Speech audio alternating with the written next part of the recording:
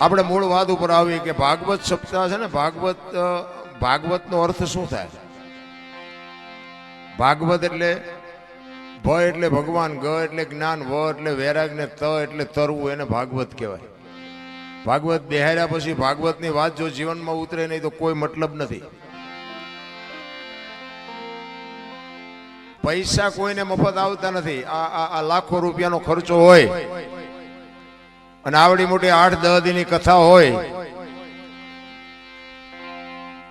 અને 10 દી આનંદ કરીને ખાઈ પીને હિલોળા કરીને વ્યાજવાની એક સાંટો માઇલ પર ન પડે તો શું કરવાનું? કોઈ મતલબ નથી રાખતા. અમે તો આ બધે પ્રોગ્રામ કરવા જઈએ ને અમને એમ થાય કે આટલી બધી ભક્તિ દુનિયામાં ફાટી નીકળી છે તો બાબુ સુધારો કેમ નથી થતો? બધા આને ખબર બધાને છે. કથા ને સપ્તાહ ને ભજન ને ધૂન ને મંદિર ને પ્રતિષ્ઠા ને માતાજીના માંડવા ને તમે જુઓ તો એમ થાય કે આખી દુનિયામાં નકરો વૈરાગ ફાટી ગયો.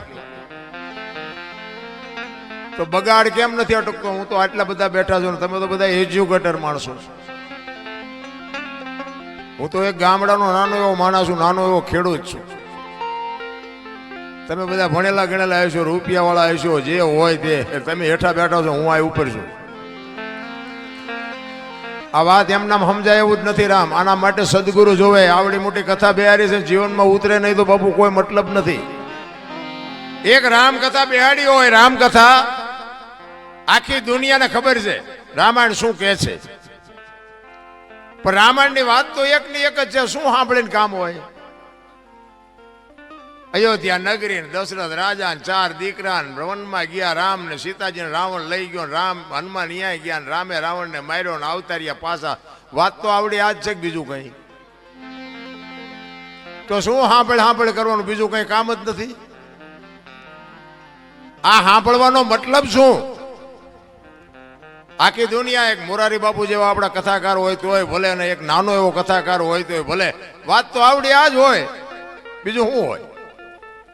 અને આ કથાઓ સાંભળવાથી આપણો ફાયદો શું? આપણને મતલબ શું?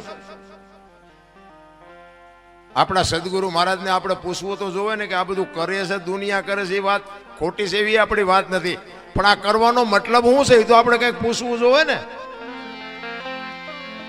પણ રામકથા તમે બેહાડી હોય, લાખો રૂપિયાનો ખર્ચો કર્યો હોય અને વક્તા કથા કહેતો વાત કરતો હોય કે રામ અને ભરતનો પ્રસંગ આવે અને એ પ્રસંગ સાંભળ્યા પછી નાનો ભાઈ ને મોટા ભાઈનો વિખવાદ હોય અને નાનો ભાઈ ઘરે આવીને મોટા ભાઈને જો બથ ભરી લે, સમજી લેજો કથા બેહાડી. મોટા ભાઈ, અત્યાર સુધી હું તમને ન સમજી શક્યો, પણ આ રામ કથા સાંભળ્યા પછી મને ખબર પડી કે ભાઈ ભાઈનો કેવો પ્રેમ હોય. મારી ભૂલ થઈ હોય તો માફ કરજો. તો સમજી લેજો કે આ કથા આપણે બેહારી. હાઉ વહુના વિખવાદ ન મટે, દેરાણી જેઠાણીના વિખવાદ ન મટે, બાપ દીકરાના વિખવાદ ન મટે તો આ કથામાં ફાયદો કોને? આ મંડપ વાળાને, સાઉન્ડ વાળાને, કલાકારને. તમારે શું ખિસ્સા ખાલી થાય? હું તો ના પાડું છું. જો જીવનમાં ઉતરે નહીં તો આ ખોટા રૂપિયા ન બગાડો. આ મારા જેવું કોઈ ને કે અમને 2-2 લાખ આપે, બોલો. મને એમ થાય કે આમનો દી નથી ઉઠ્યો. 2 લાખ રૂપિયા એમનામ આવે? કોઈ નહીં મારા જેવું ચોખ્ખું નહીં કે નકર આવી રૂપિયાની આવક હોય ને કોઈ આવું ગાડું બોલે. બીજી વાર એમ કે ને કે આને ન બોલાવાય. પણ હું તો સત્ય કહું છું બાપુ. 10ની નોટ છોકરાને ન આપી શકતો હોય ને અમને તમે 2-2 લાખ રૂપિયા આપો અને જીવનમાં તમને ન ઉતરે તો બાપુ દુનિયાનું કાંઈ વળે નહીં. કહેવાનો મારો અર્થ એ છે કે એક સપનું માણસનું સાકાર કરવા માટે આવડી મોટી જો ઝંખના હોય કે આપણે ભાગવત સપ્તાહ કરવી છે, ખરેખર ધન્યવાદને પાત્ર છો. એમાંય આટલી બધી સંખ્યામાં જ્યારે મને, જો કે આ ગામમાં મારે કોઈ પરિચય નથી, પણ રણમલપુર વાળા ત્રિશાલભાઈ મને રાત્રે ફોન કર્યો કાલે. નકર આજ મારે કોઈ હિસાબે મેં કહ્યું 5 લાખ આપે તો મેં કહ્યું આજ જવું જ નથી ક્યાંય. મેં કારણ કે આજ તમને જે લાગતું હોય ખાચું ખોટું જે હોય માનો એ. બાકી આજ મારી 9મી રાત છે. 28 તારીખથી હળંગ છું, આમ 23 તારીખથી. છતાંય એક લાગણીના તાંતણે બંધાઈને ત્રિશાલભાઈ મારે એવો સંબંધ, એટલે મારા રવિભાઈ છે એની યારે મારે એવી મિત્રતાથી હું કાંઈ બોલી જ ન હોય. બીજા હોત તો ગોળીઓ પાત, પણ હવે ગોળીઓ પાય એવું હતું નહીં. મેં કહ્યું જે ભગવાન કરે મેં કહું હાલો જી આવી. એટલા માટે એમાં આ બેનું છે ને, બેનુંને તો ખાસ કહું, કારણ કે જરૂર છે ને બેનુંને જોકે સુધરેલા જ છો, બગડા હું તમને શું સુધારું, પણ ફેશન બેશન માપે માપે કરજો. એ બધું જોવું છું ને એટલે મને દુઃખ થાય છે. એટલે તમે સારા કપડાં પહેરો કે વાપરો છો એનું દુઃખ નથી, પણ બાબુ તમને દુનિયા સારી દ્રષ્ટિથી જોતી નથી. મારા જેવું તમને ચોખ્ખું કોઈ નહીં કહે. ફેશનની માપ રાખજો. રામાયણ છે ને, રામાયણ એક લક્ષ્મણ રેખા, તમને રામાયણનો દાખલો આપું. લક્ષ્મણ રેખા કે સીતાજી ઓળંગી ગયા અને રાવણ હરણ કરી ગયો. રામાયણ એવું કહે છે. તો તમે એવું માનો છો કે સીતાજીને શક્તિ નહોતી? રાવણની એવી તાકાત હતી કે સીતાજીને એ લઈ જઈ શકે? મિથિલા નરેશની દીકરી હતી, અગ્નિનો ગોળો હતો. મારા રામ રાવણ માથે એની દ્રષ્ટિ પડે ને, રાવણની રાખ આ દુનિયામાં ન પડે એવી ભગવતી હતી. પણ તમને અને મને કેળો બનાવ્યો જે લક્ષ્મણ રેખા ટપી જાય એનું આ દુનિયામાં હરણ જ થાય. બાપ હોય, દીકરો હોય, માં હોય, પત્ની હોય કે વહુ હોય, લક્ષ્મણ રેખા જે ટપે એનું હરણ થાય. રાવણ ગામો ગામ છે, મરી ગયા વેમમાં ન રહેતા.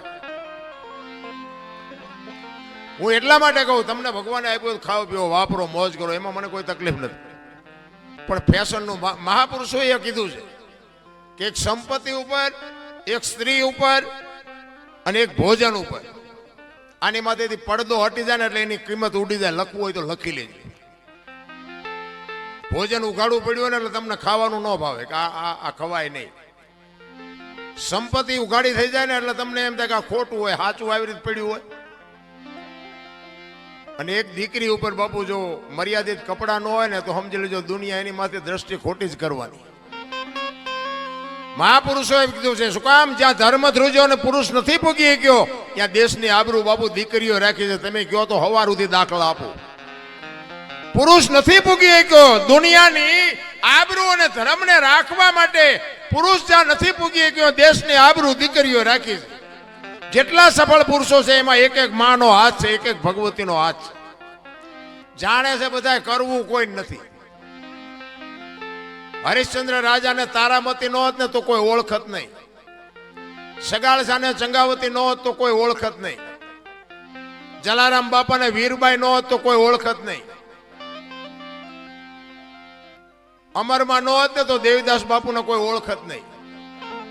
આ પીપળીમાં સવારામ બાપાને જબુમાં ન હોત તો કોઈ ઓળખત નહીં. એક એક સફળ પુરુષની માએ બાપુ અમે આ મોટી મોટી કરતા હોય ને ઘરે અમારું બૈરું કપાતર હોય તો નો ગણાય કે આ દુનિયા નથી સુધારવા તારી વહુ સુધારીને નો કે આ તમે અમને આમ હાથની હથેળી રાખો, હલો જમવાના, હલો ચા પીવાના, હલો ગાડલા ને ખાટલા ને બધું કરો. તમે એમ કોઈ આવ્યા હોય મારા ઘર બાજુ અને હું એમ કહું હાલો હાલો, અરે ચા પાણી રોટલા સિવાય જવાય? અને હું આમ ડેલામ લઈ જાઉં અને રહોડામાંથી હાણેશું લોટા મંડે ઉડવા, મારે ચિંપા જવું? અરે હારું માણા ન હોય તો જીવવાની મજા ન આવે. ભલા માણા હગો હારો નો હાપડે, મિત્ર મળે જો લબાડ, પત્ની મળે જો કભાર જાતો હેળે જો ઉતાર. ત્રણે પખા મોળા હોય તો ગિરનારમાં વ્યૂ જવાય. જીવવાની મજા જ ન આવે. ભલા કોઈ મતલબ નથી રામ. હું તો એમ કહું, પતિની વાત જો પત્ની સમજી શકે ને પત્નીની વાત પતિ સમજે કે તો જ બાપુ વાય પેટી હારી થવાની. બાકી તો સેટલાઈન આપણે જોઈને તો આપણને એમ થાય કે હારું આમનું હાલતું ચમ હશે. કોઈ મતલબ જ નથી રામ. તમે વિચાર કરો, હરિશ્ચંદ્ર રાજાએ તારામતીને વેચ્યા ને, એમના ગુરુ મહારાજનું દેણું. બાપુ સતયુગ હતો, જો તમે વિચાર કરજો. સતયુગમાં હરિશ્ચંદ્ર રાજાને બૈરું વેસવું પડ્યું. ઇતિહાસ બોલે છે, આપણે હતા નહીં તેથી. અને આ બધું છે ને બધા આપણે શાસ્ત્રોના સંતોના આધારથી આ બધું બોલી જો બાપુ. આમાં સાચું હોય રાખજો ને ખોટું હોય ડિલેટ મારી દેજો. કોઈ ફોન બોન ન કરતા. હા, આ તો અત્યારે મીડિયાનો માધ્યમનો સમય છે. વળી એમ કે હા ક્યાં બોલ્યા, આવું ક્યાં હતું જ નહીં. પાછા ઘણા એમ કે કેમ જાણે હરિશ્ચંદ્ર વખતે ઈવડાઈએ હોય. કેટલાય લોહી પીવે છે અમારું. હરિશ્ચંદ્ર રાજાને પોતાની પત્ની વેચવી પડી સતયુગમાં. આ કળિયુગ છે બાપુ, વેચવું પડે એવું છે કોઈને? હે ભગવાને કેટલું આપ્યું, વાહન મકાન રૂપિયા લોટા હવામાં ઉડે વગર દોડે વાતું થાય હિલોળા કરે એવું મળ્યું છે. જો આમાં જીવતા ન આવડે તો આંટો થયો એવું નથી લાગતું. શું ઘટે ભલામણ? આપણા ઘરે બે ટાઈમ સારો રોટલો નથી મળ્યો, ભલામણ સારું લુગડું નથી પહેર્યું. છતાંય જો માણા તમે જુઓ તો કોઈ સંતોષ જ નથી. બોલો અમારે બે કઈ નથી, અમારે બે કઈ મરો કઈ ન હોય તો શું જોવે છે તમારે? અરે શેઠો જ નથી ભલામણા. થીગડા ઉપર થીગડા દઈ દઈને આપણા ગઈઠા મરી ગયા. આપણે એક આંગળી જાય એટલું વાંકું હોય ને તોય આપણી માં એમ કે લાય બેટા આંકા લઈ દઉં. અને અત્યારે ફાટલા પહેરવાનું ચાલુ છે. ઓલા જીન્સમાં માથા વ્યા જાય એવા ફાંકા હોય તોય પહેરે હારા. એટલે આવા તો અમે પહેરતા જ તા, ખબર નહોતી કે આવું આવશે ને કે અમે હાઈસ્પીડ રાખ્યો હોત તો અત્યારે અમે તારી હારે પહેરત. અરે જોવો તો ખરા, આપણે એવું ટાણું આવ્યું હતા ફાટલા પહેરવાનું ચાલુ કર્યું. બોલો એટલે આ ફાટલા નહોતા એટલે પહેરતા હતા. નથી એવું ઊંધું નથી આવેલું. 2 કિલો ચોખ્ખું ઘી લઈને આમ બજારમાં રાડ્યું પાડજો, ચોખ્ખું ઘી છે, વેચવું છે, ચોખ્ખું ઘી છે, ખપશે નહીં. ઓલા દારૂ બાવળિયામ વેસે તો પીપડા ખપી જાય છે. જોવો તો ખરા ઊંધું હાલ્યું. વિચારવા જેવું છે. મારો કહેવાનો મિનિંગ બાપુ જીવન સમય સરસ મળ્યો છે, પણ ભગવાન તમને બાવડું ચાલી નથી બોલાવવાનો. બાપુ જો જીવતા આવડે તો મને એમ થાય કે ભલે હું મારી વાત કરું, હું તો એક ખટારાનો ડ્રાઈવર હતો. બોલો ખટારાના ડ્રાઈવર તો 19મી કોમ ન કહેવાય. એને કોઈ પાણી પાય એના બદલે અહીંયા અમે બેઠા છીએ, તમે હેઠે બેઠા છો. આ કયો શેડો ઈડ્યો છે તમને નક્કી થાય છે? બાપુ આ વસ્તુ આખી જુદી છે ને આ સમજવા માટે સદગુરુ જોવે. મા બાપ છે ને, આપણા માતા પિતા છે ને, એ સદગુરુ છે 100%. પણ એ તમારો જન્મ આપી શકે, લાલન પાલન કરી શકે, ઉછેર કરાવી શકે, લગ્ન કરાવી શકે, ભણાવી શકે, ઓળખાણ ન કરાવી શકે. તમે કોણ છો એની ઓળખાણ તો બાપુ સદગુરુ કરાવી શકે, બીજાનું કામ નથી રાખવું. સદગુરુ જ્યાં સુધી ન મળે ત્યાં સુધી તમને તમારી ઓળખાણ ન થાય. અને તમારી ઓળખાણ ન થાય તો સમજી લેજો તમે માણાના અવતારમાં એક કૂતરું આવીને વીવી ગયું ને એમ તમે વીઆઈ ગયા. મીરાએ કીધું આત્માને ઓળખ્યા વિના 184 નહીં મટે, તમારી ભ્રમણા ભાંગ્યા વિના ભવના ફેરા નહીં મટે. આપણી ગત ગંગા છે ને, જેસલ તોરલ રૂપાદે માલદે કતીબજા હુરમબાઈ લાખો લોયણ જતો ભગત ખીમડીયો કોટવાલ ડાલીબાઈ રામદેવજી હાલો હુરો વણવીર ઢોંગો નિરલ કુંભો, આ બધા ગતના ગોઠી હતા ને. એમાં સ્ત્રી હતી, પુરુષ હતા, અમીર હતા, ગરીબ હતા, તમામે તમામ સમાજના હતા. બાપુ ખોળિયા જુદા હોય ને જીવ જો એક થઈ જાય ને તો મરદા તો અત્યારે બેઠા થાય. ઈને ગત ગંગા કહેવાય. પણ ભજન એમના સમજાવું. હું તમને એક જ વાત કહું, ભોળાનાથ નો દીકરો કે ગણપતિ નું માથું ભોળાનાથે કાપ્યું અને હાથીનું લગાડ્યું એમ કે ને બધા ફોટામાં જોઈ, મૂર્તિમાં જોઈ, શું થયું? એ ભોળાનાથે માથું કાપ્યું અને હાથીનું લગાડ્યું. બધા આપણે મૂર્તિમાં ફોટામાં જોઈ ને, તો હું એમ કહું છું પેલું કાપ્યું ત્યાં જ નહીં પડ્યું હોય, હાથીનું શું કામ ચોંટાડ્યું છે? આ કોઈ ભણાવતું નથી એટલે તમે અમને સાંભળો છો. કાપ્યું હોય તો અહીંયા જ પડ્યું હોય ને, તો ઈ નો ચોટાડી શકે ને. હાથીને કાપીને અને હાથીનું માથું ફીટ થાય, માણસ શરીર ઉપર માથામાં ફીટ થાય, હાથીનું આવડું હોય. હવે આ 4 આંગળની જગ્યા હોય, માથે ફીટ થાય. એટલે આ બધું છે ને અટપટું છે. ચિત્તની શાંતિ, મનની પ્રશંસા, દિલની દાતારી, ગુમડાની રોજ અને ટાઢિયા તાવની ટાઢ આટલું માલકુરથી આવે. ભજનનું ઊંધું છે. ગુમડું થયું ને, ગુમડું એને દવા લગાડવાની હોય ઉપરથી મટે માલપાથી, એટલે નથી સમજાતું. તમે બધા કરોડપતિ છો, તમે મને બોલાવો?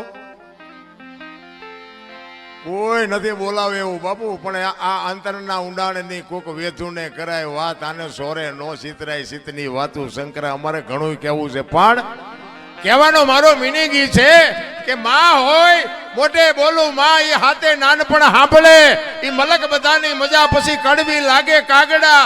એ આ જનેતાને હું એટલા માટે કહું છું, આ દીકરીઓને મારે કહેવાનો અર્થ એટલા માટે છે કે તમે એમ કહો ભગવાન મને હારો દીકરો દે, હારો દીકરો દે. શું અહીંયા ગોદામ છે? હે અહીંયા દુકાન છે? હારા દીકરા બાપુ માં સંસ્કાર આપે તો જ હારા દીકરા થઈ શકે, બાકી એમના તમે હારો દે એમ કરી મેળ ન પડે. પણ હું તો બહેનોને ખાસ વિનંતી કરું, હાથ જોડીને કહું, હું કોઈ સલાહ દેવા તમને આવ્યો નથી, અને મારી સલાહ તો શું મારી લાયકાત હતી હું તમને સલાહ આપું.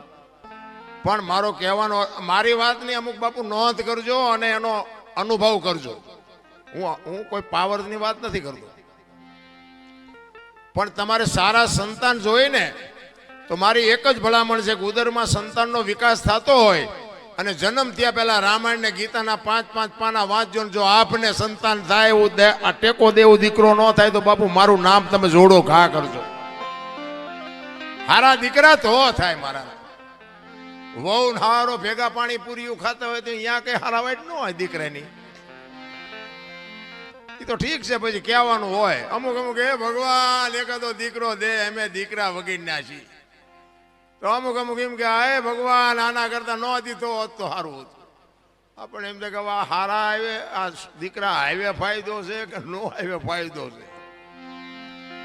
ભગવાન ભાઈ બાપુ માગજો એકાદો દીકરો, પણ એને કહેજે કે ગોપીચંદ ને ભરથરી જેવો કા દીકરો આપે, ગંગા સતી પાનબાઈ જેવી દીકરી આપે, હાથ પેઢીઓના નામ ઉજળા કરી દે રામ. એટલા જ માટે કહું છું બાપુ, દીકરીઓનું સમર્પણ છે બાપુ, એનો ત્યાગ છે. માનું બાપુ છે ને પદ ટોચે છે. 9 મહિના મા બાપુ ઉદરમાં સંતાનને રાખે, એનો જન્મ આપે, એનું લાલન પાલન કરે, બેહતા બોલતા ખાતા પીતા બધું માં શીખવે, અને વાય નામ બાપાનું લાગે. બોલો, માનો ભોગ છે એટલો બાપનો નથી. આખી દુનિયાને ખબર, એમાં હું આવી જાઉં ને મારે લાગુ તો પડે જ ને કે મને તો એમ થાય કે માએ જે સમર્પણ કર્યું છે એ બાપે નથી કરેલું, તો આની વાય માનું જ હોવું જોઈએ, બાપનું ન હોવું જોઈએ. પણ માએ ત્યાગ કરી દીધો કે આની વાય એના બાપાનું રાખો. કોકે પૂછ્યું કે પણ તારો આટલો ભોગ અને બાપનું નામ શું કામ? કે આ કદાચ કપાતર પાકે અને કોથળીઓ તોડીને ધૂળીમાં માથું ગાલીને પીડ્યો હોય, કોક એમ કે કોનો છે, ફલાણી માનો છે, એમ કે છે મારા ખોળી આમ જીવ નહીં રે, 9 મહિના ઉદરમાં રાખ્યો, મારું કાળજું ફાટી જાય, એની વાય એના બાપાનું રાખો. આને સમર્પણ કહેવાય. અને હારા દીકરા છે ને એ માન ખબર છે કે આની વાય મારું જ રખાય. હારા દીકરાની વાય જનેતાનું છે. હનુમાનજી કોનો, અંજનીનો, કર્ણ કોનો, કુંતીનો, ભીષ્મ કોનો, ગંગાનો, શિવાજી કોનો, જીજાબાઈનો, ગાંધીજી કોનો, પુતળીબાઈનો. હારા હારા માના બગડેલા અમારા માં છે ને ઉપર બેઠી બધે ધજા, મહારાસુર, પાવાગઢ, ચોટીલા બધે જ્યાં જાવ ત્યાં માં ઉપર બેઠી. શું કામ? મારા સંતાનની નજર રહે એટલા માટે. બાપા બધા ભોંયરામ છે, ત્રંબકેશ્વર ને રફાળેશ્વર ને ભોંયરેશ્વર ને રિયા સલમુદા બે માન બાપમાં ધરતીનો. હું તો એમ કહું કે જનેતા જો જીવતી હોય તો એક વાગ હાનનું ટાણું હોય અને માં બેઠી હોય એની પાસે જઈને કોક દીક પૂછજો, માં મારો જન્મ થયો તેથી તને વેદના કેટલી હતી બાપુ? કોક દીક પૂછજો તો તમને માની વેદનાની ખબર પડે. હું કોઈ ભલામણ નથી કરતો, આવા માંડવા નાખો, મંદિર બનાવો, આ કરો તે કરો, હું કોઈને કહેતો નથી. મારો પ્રોગ્રામ ગમે ત્યાં હોય ને હું મારી એક જ હાથ જોડીને વિનંતી કે માને બાપને બાપુ જાળવજો. માન બાપ જેવા ભગવાન આ દુનિયામાં ક્યાંય કોઈ છે જ નહીં. અને તમારા મા બાપને તમે નહીં જાળવો ને તમારી પ્રજા તમને નથી જાળવવાની, નથી જાળવવાની, નથી જાળવવાની. લખવું અહીંયા લખી લેજો. તમારા માત પિતાથી તમે છો, મારા માત પિતાથી હું છું. માત પિતા તમે ચૂકી ગયા સેવામાં, એટલે સમજી લેજો કે તમે કરોડ રૂપિયાના આસામી હોય તો બેકાર ધૂળ કહેવાય. કારણ કે મને ને તમને આપણા જન્મ વખતની ખબર નથી કે માએ શું વેઠ્યું છે. એ વેદનાની જો આપણને ખબર હોય ને તો આ માવડીઓ રોટલા વગરની આટા નો મારતી. લાખો રૂપિયા ને કરોડો રૂપિયાના દાન આપે ને ઘરે માન બાપ જો રોટલા વગરના વરાળું કાઢતા હોય, જિંદગીમાં નો ગાડી હાલે. રામ 40 લાખની ગાડી લઈને નીકળે, વાયલી સીટમાં જોવો કૂતરો બેઠો હોય. બોલો, લબરક લબરક કરતો. હવે આમાં માને બાપાને બેહર્યા હોય તો અરે અમને સારું જોડું નથી જડ્યો, અમારો દીકરો કેવી ગાડીમાં ફેરવે, જિંદગીમાં કાંટો ન વાગે. કાંટો રામ કરવાની જરૂર આ તો કે તમને ન ખબર પડે, તમને એમ જ કરે. બોલો, એટલે આ નહોતી ખબર એટલે 100 વીઘા રાખી હતી, તું 10 વીઘાના ઉલાળિયા મીઠો કરવા. અમને ખબર છે પણ જાવું ક્યાં? અરે મારા રામ, માન બાપે તો આપણા જીવન માટે દેહના કોથળા કરી નાખ્યા, કોથળા ભલામણ. મારો દીકરો, મારો દીકરો, મારો દીકરો.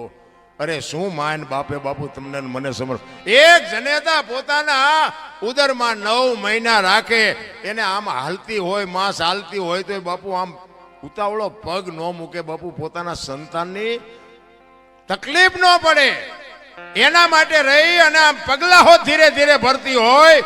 અને જન્મ આપ્યા પછી બાપુ લોહીનું દૂધ કરીને તમને ને મને પાતી હોય અને આવડો મોટો ઉછેર કરતી હોય ને જો માર રોટલા વગેરેની આટા દે, જિંદગીમાં તમારા દાણા જોવરાવો એટલે જોવરાવો, જો કાંઈ તમારો મેળ પડે તો કોઈ દી નો પતે. માના ઋણમાંથી બાપુ કોઈ દી. પછી ઘણા નથી આમ ફોટા માના બાપાના ફોટા મરી જાય ને પછી ફોટા પાસે ઓલા રોટલા કરી કરીને દેખાડે. અમે કે ધરાવ્યું ને પછી જમવી છે. આવું ખવડાવ્યું હોત તો 2 વર્ષ જીવે એવું હતું. આ ભૂખ્યા માર્યા છે ને હવે શું ફોટાને દેખાડો છો? ભૂખ્યા માર્યા હોય ને દુનિયાને પછી દેખાવ કરે. આમ થાળીઓમાં રોટલા ને શાક ને દાળ ને ભાત ને મૂકીને પછી આમ ફોટા પાસે મૂકે.